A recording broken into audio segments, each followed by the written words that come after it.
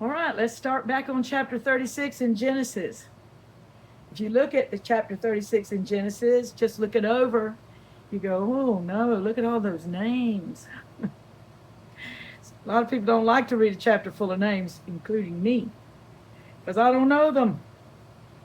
But when I start reading First Chronicles, I got to go all the way to chapter 10 before I get to anything that, well, there's a few things that are interesting in there, but a lot of it's names. The story doesn't start back up until over there, I think, past chapter 10. So it's hard to just read names. But God made this Bible for all of us, including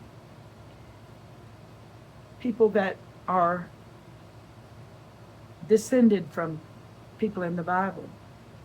And genealogies include these people's names sometime, and they can go back and look and say, oh, I was into this man named Jeush, the one in the Bible.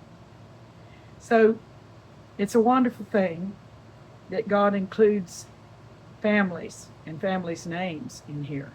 But we're just going to kind of dig around in it a little bit. We did yesterday, and we were talking about the dukes.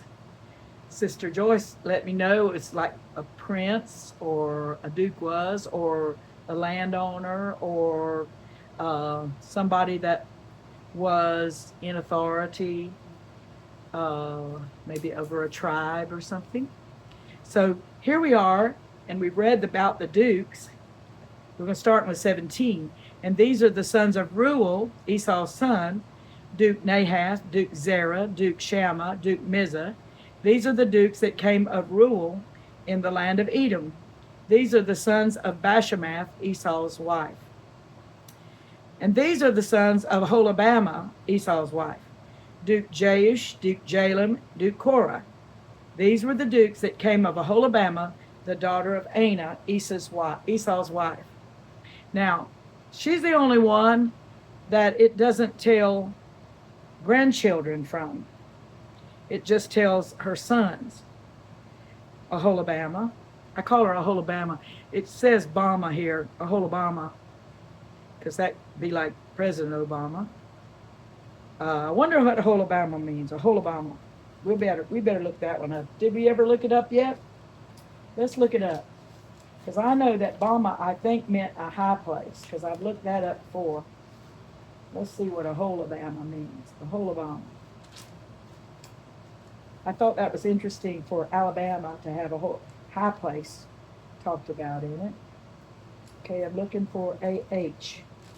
G-H. Okay. M. A-H. O. A-H-O. Ahola. Oh, maybe it doesn't have it. A-H-O-L. A-H-O-L.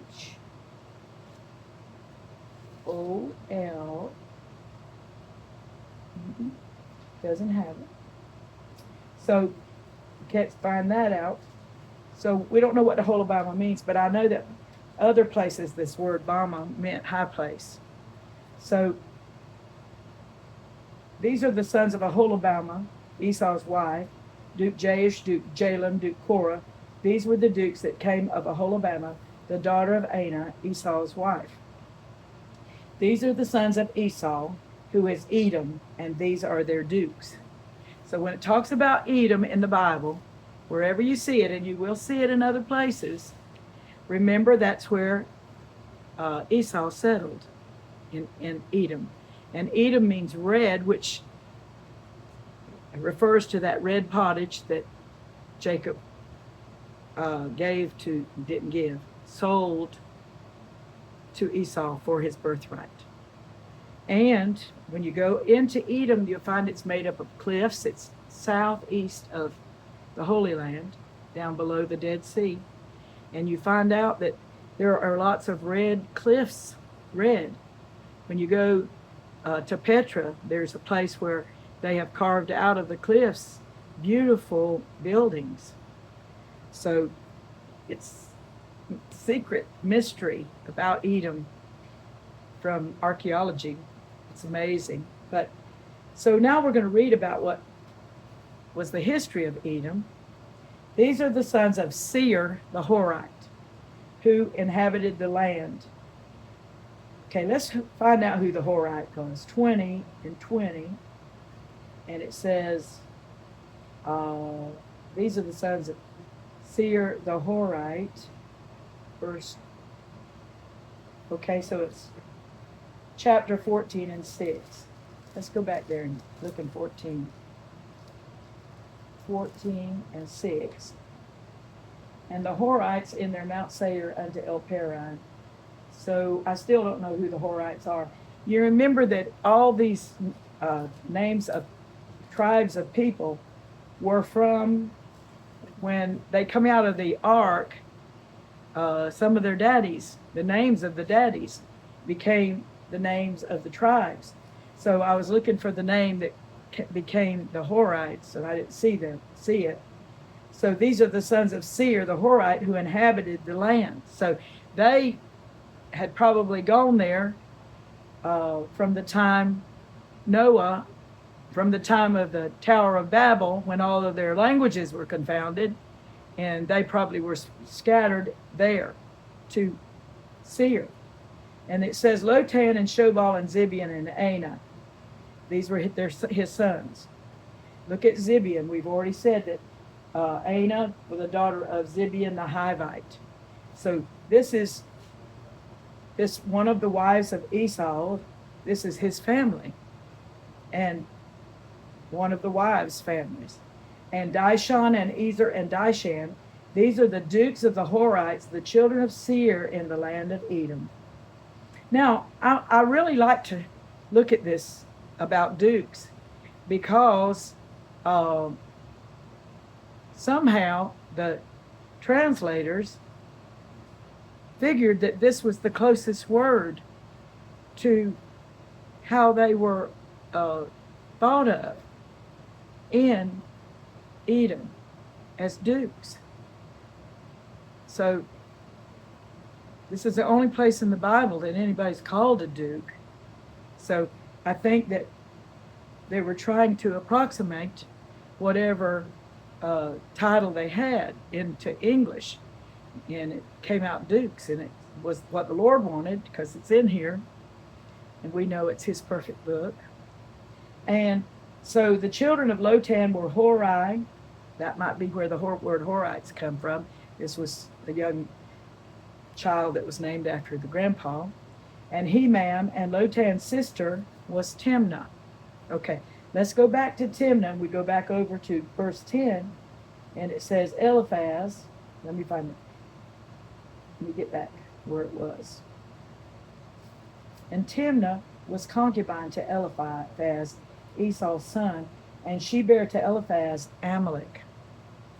So Timna was the woman that was kin to all these Edomites, Seirites, if you call them Horites, and she became part of Esau's family. She was Eliphaz, which was his son, his concubine.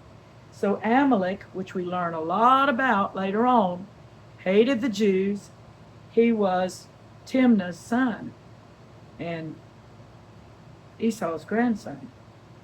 Okay, so we found out that this is where it's leading us to find out who Timna was.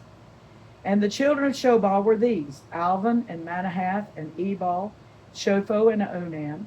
And these are the children of Zibeon, both Ajah and Aana. This was that Aana that found the mules in the wilderness as he fed the asses of Zibeon his father.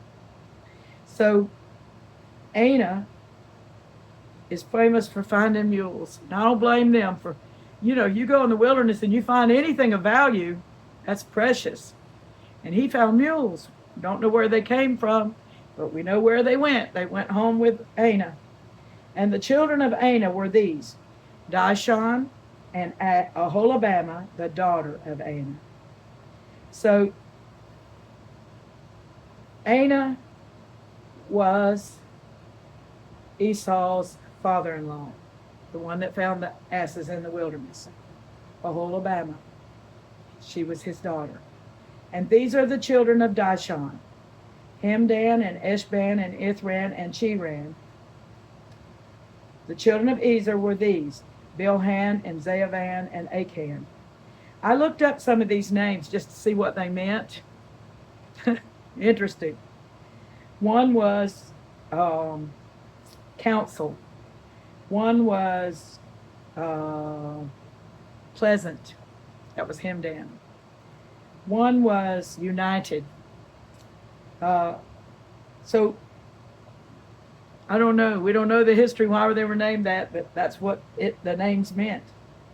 And then it goes on down. The children of Ezer were these, Bilhan and Zaavan and Achan.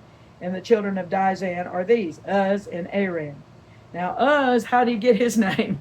All the rest of them have Rans or Dans on the end of them.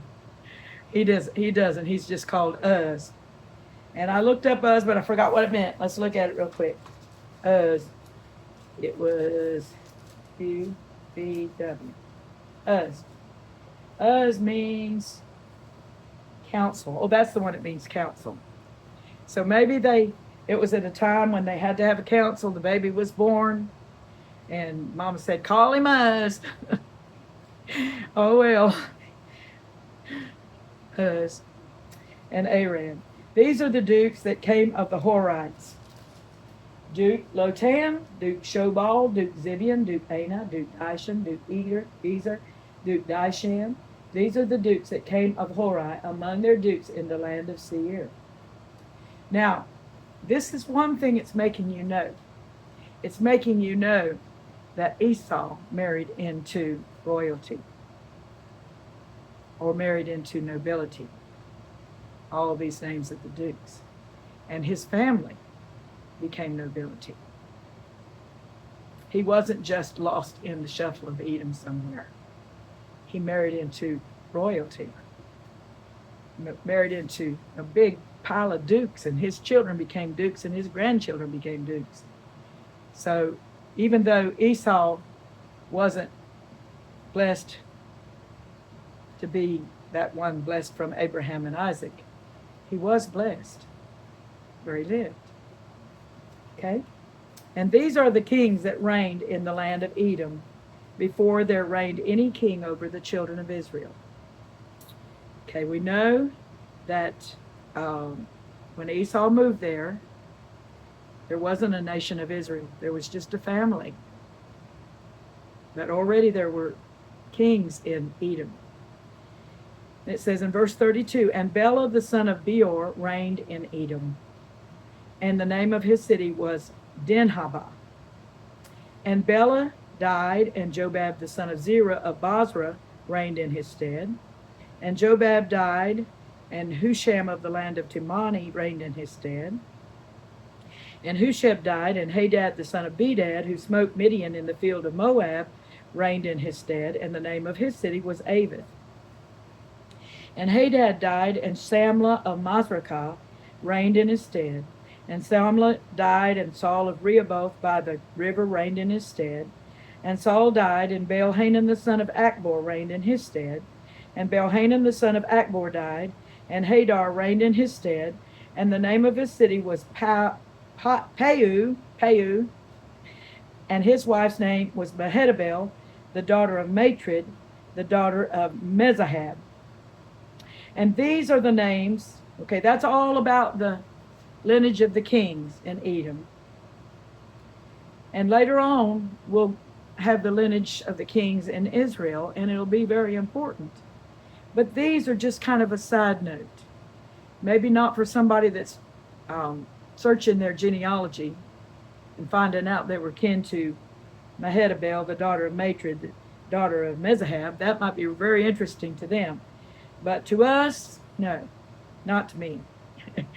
These are the names of, now we're going in verse 40, and these are the names of the dukes that came of Esau.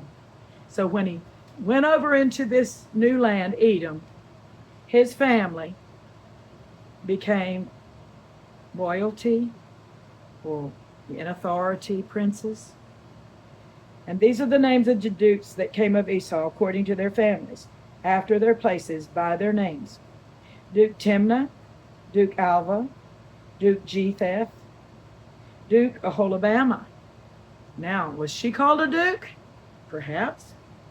Duke Elah, Duke Pinan, Duke Kenaz, Duke Teman, Duke Mibzar, Duke Magdiel, Duke Iram.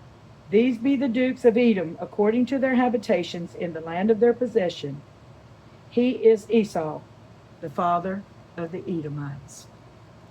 So I guess they didn't call it Edom until Esau got there, and Esau became famous in the land with his children. Isn't that good? I thought it was good. Not as interesting as some chapters could be, but you start looking up those names and see what they mean. You wonder, why do they name them Ithran, Ezan? Everything kind of rhymed. I don't know. But I liked it. Anyhow, tomorrow we're going to start in chapter 37. We have another day before our break on Sunday. So God bless you.